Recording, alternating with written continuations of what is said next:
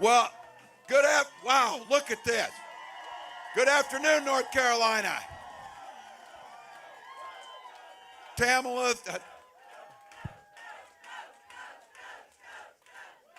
Wow, thank you so much, Tamala. Thank you. Mayor Lyles is here. Thank you. And to each of you, look, we have moved beyond weeks to this election. We've beyond days. We're inside 150 hours, people, till we get to do this thing. 150 hours. And what you saw last night wasn't a closing argument that the vice president made in front of 100,000 people in this nation. It was a vision for a new way forward. It was an ability. That is how presidents talk, about unifying this country, about plans to reduce prices, about the things we care about, whether it's reproductive rights or tackling gun violence. That's what this was about. So look, I know I'm preaching to the choir, but I keep saying this. It's time for the choir to sing. It is time for the choir to sing. Now it's about the fundamentals. It is about the details of winning this, and we have a better ground game. We have better folks that are committed to getting this done. We've got a better plan. We've entered that phase where this is the get out the vote. We've made our case. Look, she made it last night, and she's been making it. Donald Trump made it Sunday in New York City, where they were at. Yeah. As Barack Obama said when I was with him, don't boo, vote. Don't boo, vote. So, but it's true. They made the case. They want to divide. They want to denigrate our citizens, our fellow citizens in Puerto Rico and across the board.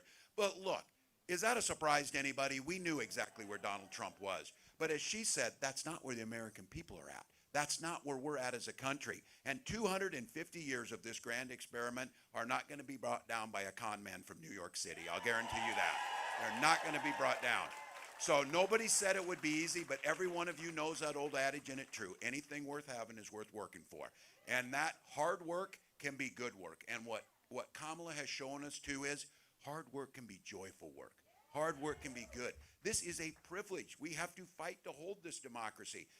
Billions of people around the world couldn't imagine gathering in a hot room on a beautiful day to be gathering turf, to go knock on doors and talk to their fellow citizens about a better way forward, a unified way forward. So, look, it is a privilege to be in this space. I'm honored to be on this ticket, but what we know in this country, we're all in it together. Kamala has spent her entire life in service to one thing, the people, and that's what she's done. And you heard her talk about that. And look, we know the bar tends to be a little higher for some people. There's some women in this room that agree to that. Folks that understand they set the bar. Every single thing, she's risen above it. And I think for all of you in here, we've talked about it for too long, and some of us who are gray-haired, we've talked about, oh, someday that glass ceiling will be broken. Well, that someday is 6 days away. 6 days away. So she doesn't talk about it much, but I do, because I think all of us understand in here it's time to do that. So look, you've got work to do out there on the doors. We've got opportunities to make a difference. Lots of folks are just starting to still listen. They're still out there.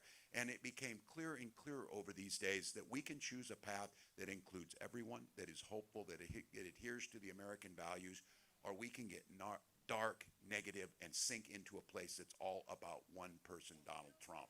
That's the choice. It truly is that simple. And I saw somebody editorialized in somewhere a while back and said, well, joy is not really a plan, and how far can you go on that? I said, you know what? At the end of the day, I'm going to stand with the joyful people over hate.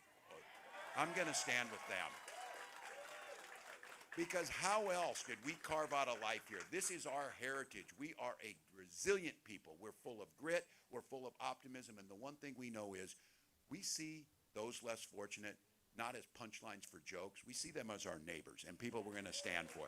So this is an opportunity. When do you get the chance? When do you get the chance over 150 hours to change the trajectory of not just the next 4 years, but the next 40 years? When do you get the chance to lift up the ideals and stand for this? Because I'm telling you, we got some little ones here, but all of you here, I said someday, I know, we're going to be sitting on that porch in that rocking chair, and we're going to have little ones standing by us, and they're going to say, what did you do in 2024 to save the democracy? And the answer is every damn thing we could. So North Carolina, get out there. I know you've all voted. You heard the details, early voting. You can go down to Matthews Library. Somebody tell me if I got that wrong. They told me you can do one-stop shopping on that and get your votes in. But here's what it's going to matter. Get those folks who aren't quite sure. Get those folks who say things like, oh, I'm not really into politics. Your answer is too damn bad. Politics is into you. We're voting. And take them to vote. Take them to vote. Get those people there. Give them a reason for it. Give them hope. Tell them why it's there. And now is the time for us to stand up on our ideals. To be in a room like this, it is a privilege. So North Carolina, from behalf of a Midwestern Minnesotan, we've got a lot of sayings out there, but I think we all know on this is you got to be pretty damn tough to just grit this thing out, to know that we're tired on it. But look, do it with a smile, do it with your neighbor in hand, and know that we are going to say, as Kamala said, Madam President is our way. Let's go.